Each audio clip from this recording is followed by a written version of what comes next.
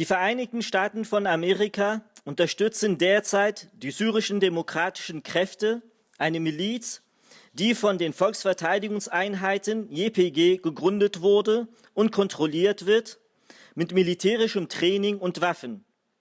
Gerade die JPG als Partner in Syrien zu wählen, ist jedoch weder in Amerikas strategischem Interesse im Kampf gegen den Islamischen Staat, noch ist diese Wahl mit grundlegenden Werten der Vereinigten Staaten vereinbar.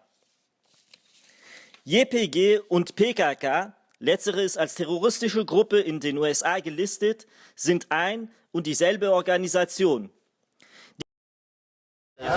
ایران در کتنه برگونا هم دوست کن لامریکانا و پیاده و یا پکدین سرلیستا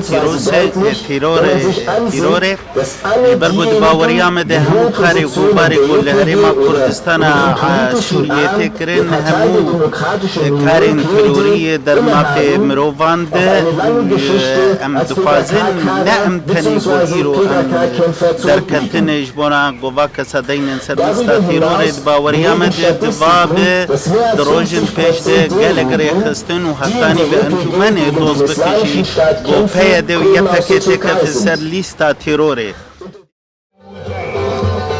Also ich kann jetzt überhaupt nicht unterstützen, dass die Amerikaner mit Geld die JPG unterstützen, militärisch.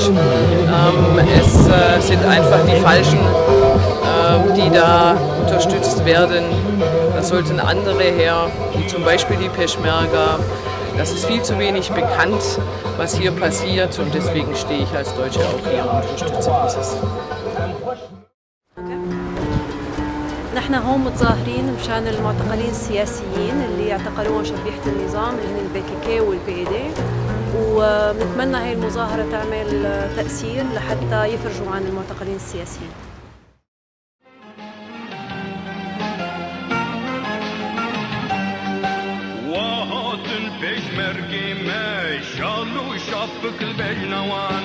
اوين بارتيزان ما يشكور اخلم الانوان وهاتن بشمرق ما شالو شافق البجنوان اوين رونيا شابي